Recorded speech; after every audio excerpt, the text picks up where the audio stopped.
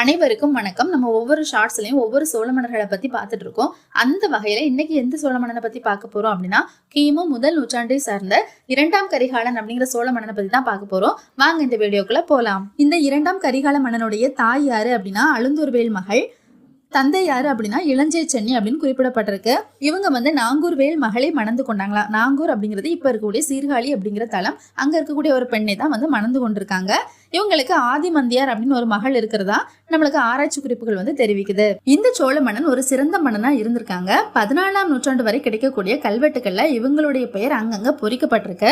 பொத்தம்பி, நெல்லூர், சித்தூர் முதலியவற்றை ஆண்டு வந்த தெலுங்கு சோழரும் தம்மை கரிகாலன் மரபினர் அப்படின்னு சொல்லிட்டு பெருமைப்படுற மாதிரி இவங்க வாழ்ந்திருக்காங்க.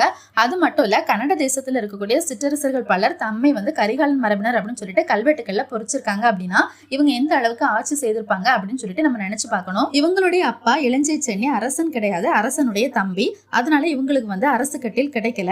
அரசன் இறந்த பிறகு அவங்களுடைய மகன் பலரும் அந்த அரியணைக்கு போட்டி இட்டாலும் கூட அவர்களால அரியணை ஏற முடியவில்லை. அந்த நேரத்துல அந்த மக்கள் என்ன பண்றாங்க அப்படின்னா, கழுமலத்துல இருந்த ஒரு யானையை கட்டவிழ்த்து விட்டு இந்த அரசுக்கு உரியவனை கொண்டு வருமாறு ஏவுறாங்க.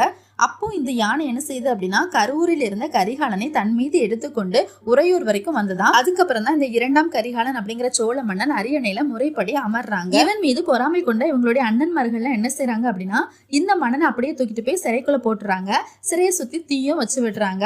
ஆனா நம்ம கரிகால மன்னன் தன்னுடைய புத்தி சாதுரியத்தினால அந்த சிறையில இருந்து வெளிவராங்க. பின்னாடி அவங்களுடைய மாமாவான இரும்பிடர் தலையர் அப்படிங்கிறவங்க உதவியனால எதிரிகள் கூட்டத்தை அழித்து அரசுரிமையை மறுபடியும் கைப்பற்றாங்க.